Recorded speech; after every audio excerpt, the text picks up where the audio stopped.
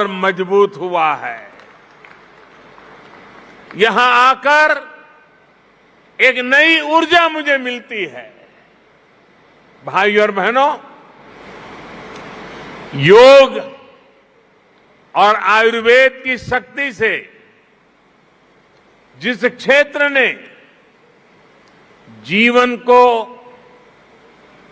आरोग्य बनाने का समाधान दिया है, वहीं से आज देश भर में अनेक नए ऑक्सीजन प्लांट्स का लोकार्पण हुआ है। ये देश के अलग अलग राज्यों में ऑक्सीजन प्लांट्स की नई सुविधा के लिए मैं आप सभी को, देशवासियों को बहुत बहुत बधाई देता हूं। साथियों, 100 साल के इस सबसे बड़े संकट का सामना हम भारतीय जिस बहादुरी से कर रहे हैं, ये दुनिया बहुत बारीकी से देख रही है। कोरोना से लड़ाई के लिए इतने कम समय में भारत ने जो सुविधाएं तैयार की, वो हमारे देश के सामर्थ्य को दिखाता है। सिर्फ एक टेस्टिंग लैब से करीब 3000 टेस्टिंग लैब का नेटवर्क बनना, मास्क और किट्स के आयात के प्रारंभ, हमारी जिंदगी आज निर्यातक बनने का सफर तेजी से पार कर रही है। देश के दूर दराज वाले इलाकों में भी नए वेंटिलेटर्स की सुविधाएं, made in India corona vaccine का तेजी से और बड़ी मात्रा में निर्माण, दुनिया का सबसे बड़ा और सबसे तेज टीकाकरण अभियान भारत ने जो कर दिखाया, वो हमारी संकल्प शक्ति, हमारे सेवा भाव, हमारी एकजुटता का प्रतीक है। भाइयों और बहनों, भारत की कोरोना से लड़ाई के लिए एक बड़ी चुनौती हमारी जनसंख्या तो थी ही, भारत का विविध भूगोल भी बड़ी चुनौती रहा है। ऑक्सीजन की सप्लाई से लेकर वैक्सीन तक, ये दोनों चुनौतियां देश के सामने आती रही, निरंतर आती रही। देश इनसे कैसे लड़ा, ये जानना, ये समझना हर देशवासी के लिए बहुत जरूरी है। साथियों, सामान्य दिनों में भारत में एक दिन में 900 metric ton liquid medical oxygen का प्रोडक्शन होता था। डिमांड बढ़ते ही भारत ने मेडिकल ऑक्सीजन का प्रोडक्शन 10 गुना से भी ज्यादा बढ़ाया। ये दुनिया के किसी भी देश के लिए अकल्पनीय लक्ष्य था, लेकिन भारत ने इसे हासिल करके दिखाया। साथियों, यहां उपस्थित कई महानुभाव इस बात से परिचित है कि ऑक्सीजन के प्रोडक्शन के साथ ही उसका ट्रांसपोर्टेशन भी कितनी बड़ी चुनौती होता है। ऑक्सीजन ऐसे ही किसी टैंकर में नहीं ले जाया जा सकता। इसके लिए खास टैंकर चाहिए होता है। भारत में ऑक्सीजन प्रोडक्शन का काम सबसे ज्यादा पूर्वी भारत में होता है, लेकिन मुश्किल ये कि जरूरत सबसे अधिक उत्तर और पश्चिम भारत में पड़ी। भाइयों और बहनों, लॉजिस्टिक्स की इतनी चुनौतियों से जूझते हुए देश ने युद्ध स्तर पर काम किया। देश और दुनिया में दिन रात जहां से भी संभव हो वहां से oxygen plants, oxygen tanker arrange किए गए, स्पेशल ऑक्सीजन ट्रेन चलाई गई, खाली टैंकरों को तेजी से पहुंचाने के लिए वायुसेना के विमान लगाए गए, प्रोडक्शन बढ़ाने के लिए डीआरडीओ के माध्यम से तेजस फाइटर प्लेन की टेक्नोलॉजी को लगाया गया।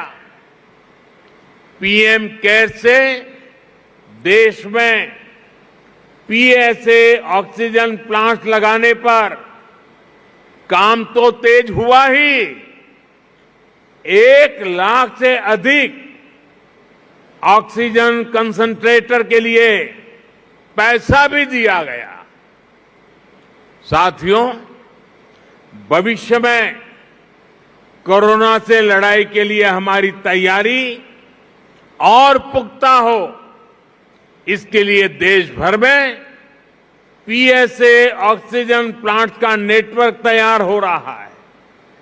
बीते कुछ महीनों में पीएम केयर द्वारा स्वीकृत 1150 से अधिक ऑक्सीजन प्लांट्स काम करना शुरू कर चुके हैं। अब देश का हर जिला पीएम केयर्स के तहत बने हुए ऑक्सीजन प्लांट से कवर हो गया है।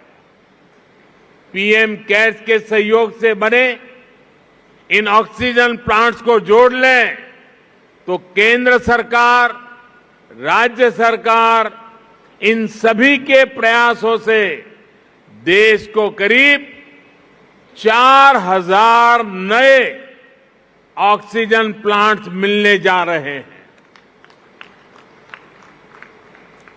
ऑक्सीजन की चुनौती का मुकाबला करने में अब देश और देश के अस्पताल पहले से कहीं ज्यादा सक्षम हो रहे हैं।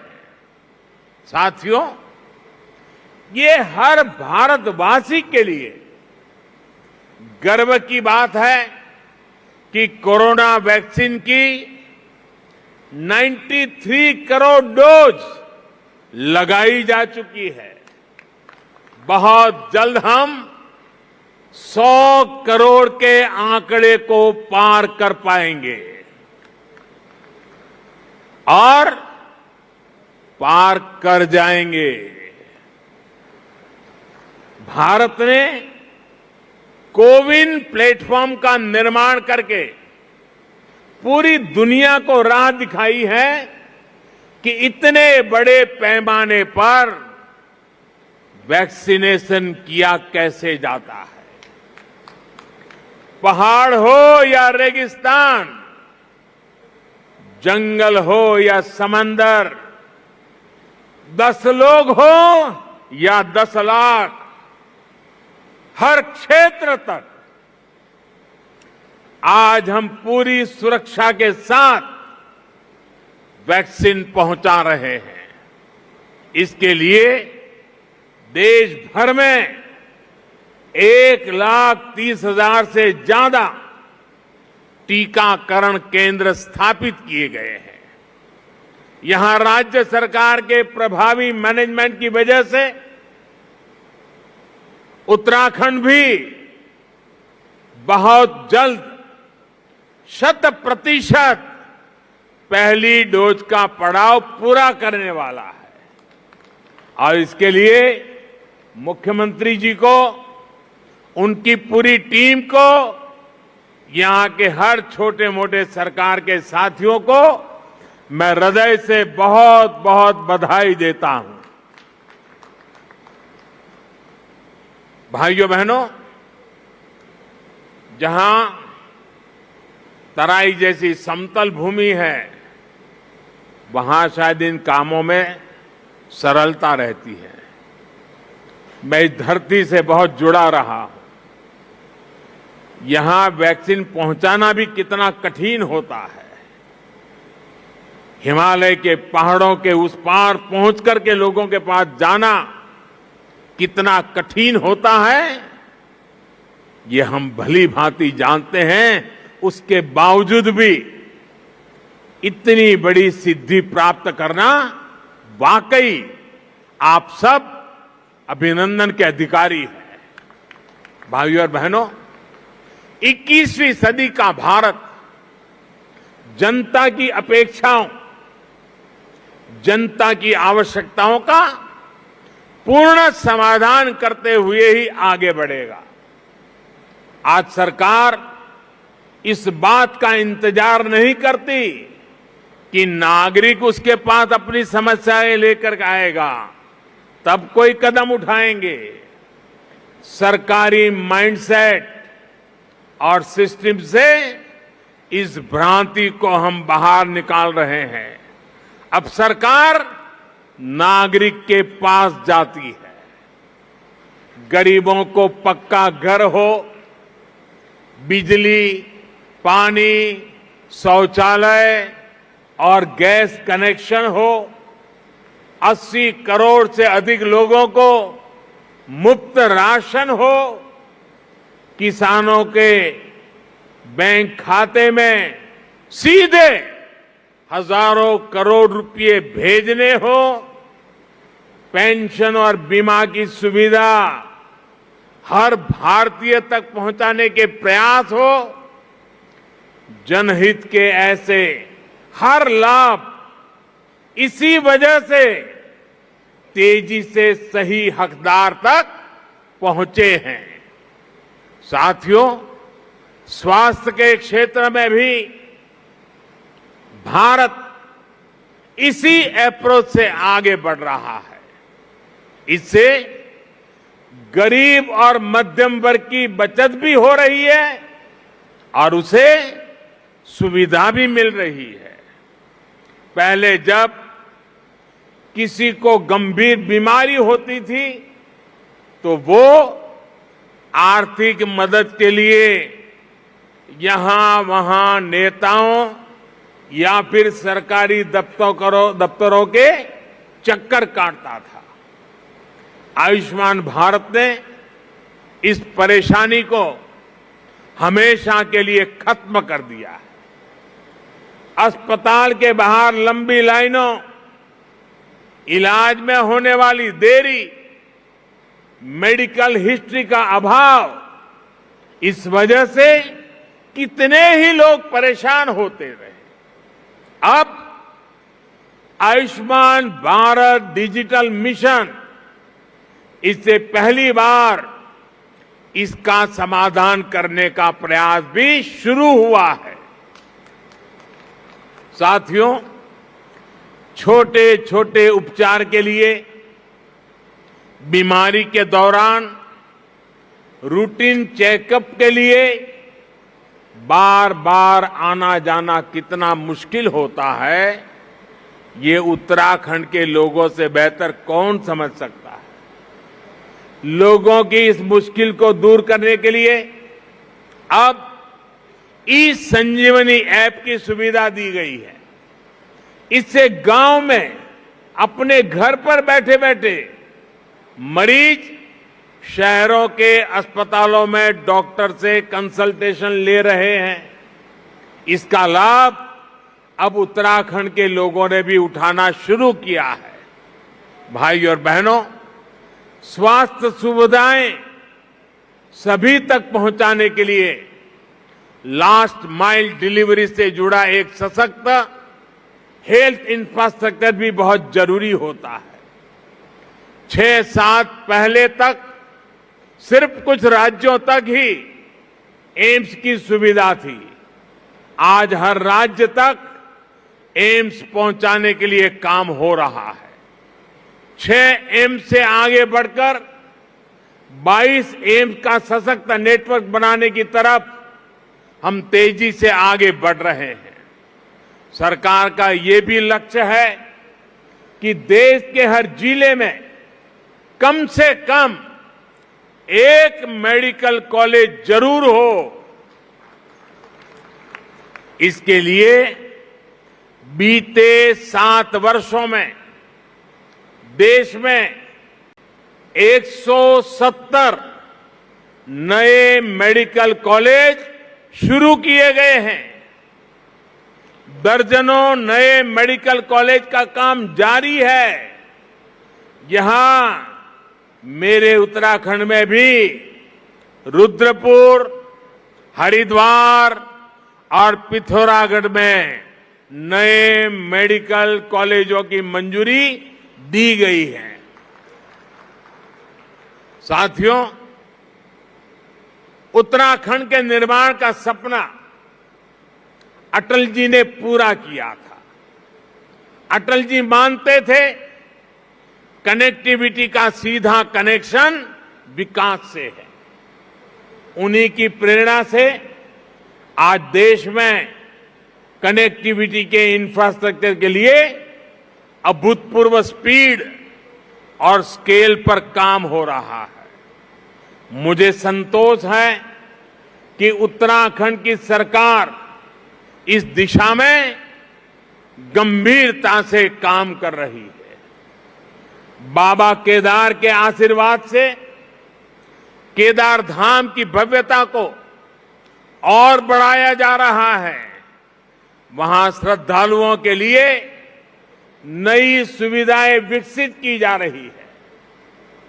मैं भी कई बार ड्रोन कैमरा के माध्यम से इन कार्यों की प्रगति की समीक्षा करता रहता हूं।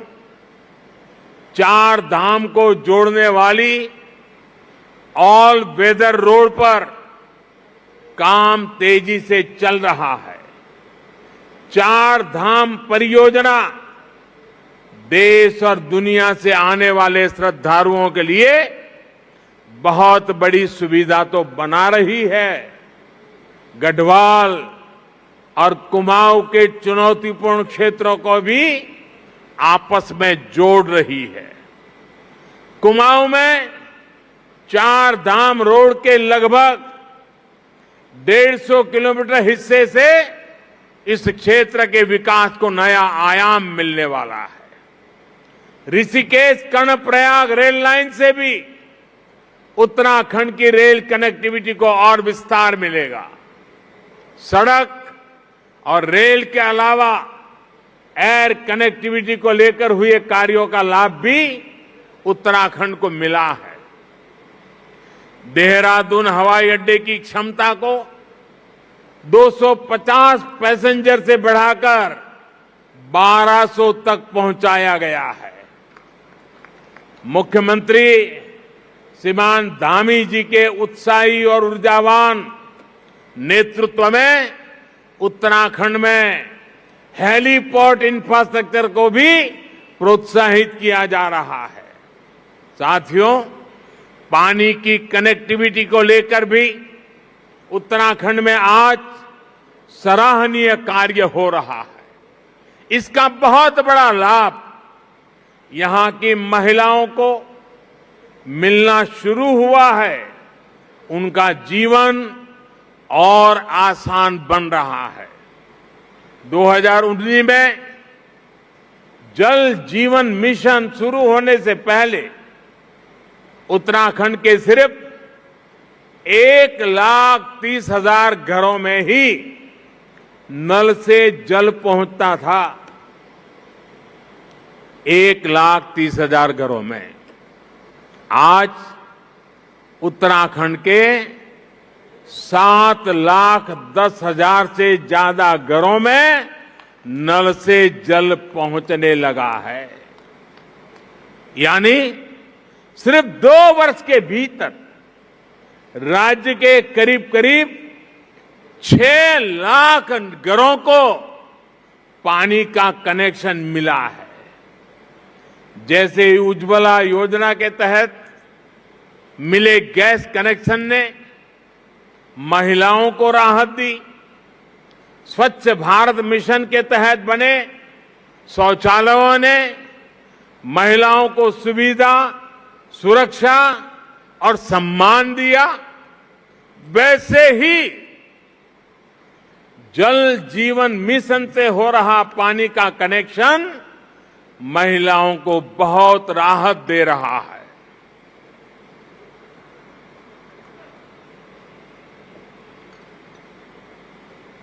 साथियों, उत्तराखंड की देश की सुरक्षा में बहुत बड़ी भूमिका है। यहां का वीर नौजवान, वीर बेटियां भारतीय सुरक्षा बलों की आन बान और शान है। हमारी सरकार हर फौजी, हर पूर्व फौजी के हितों को लेकर भी पूरी गंभीरता से काम कर रही है।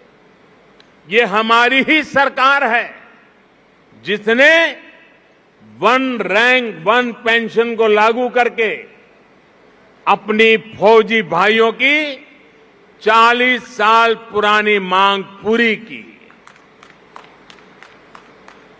और हमारे धामी जी तो खुद ही फौजी के बेटे हैं। वो बता भी रहे थे कि 1 रैंक 1 पेंशन, इस फैसले ने फौजियों को कितनी बड़ी मदद की है। साथियों, ये हमारी ही सरकार है जिसने दिल्ली में नेशनल वॉर मेमोरियल बनाकर देश के वीर जवानों को श्रद्धांजलि अर्पित की है। इस ऊंचाई पर होगा ये तय करने, उसके लिए जुट जाने का यही समय है, सही समय है। केंद्र में जो सरकार है वो उत्तराखंड की इस नई टीम को पूरी मदद दे रही है। केंद्र और राज्य सरकार के साझा प्रयास यहां के लोगों के सपनों को पूरा करने का बहुत बड़ा आधार है।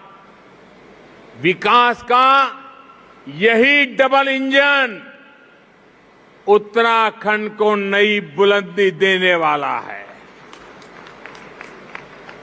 बाबा केदार की कृपा से हम हर संकल्प को सिद्ध करें, इसी कामना के साथ आप सभी को बहुत बहुत शुभकामनाएं। नमस्कार, मैं हूं मानक गुप्ता।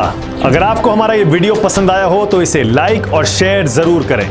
और हां, हमें सब्सक्राइब और फॉलो करना ना भूलें ताकि आप देश और दुनिया की कोई खबर मिस ना करें। तो जुड़े रहिए हमारे साथ और देखते रहिए न्यूज़ 24।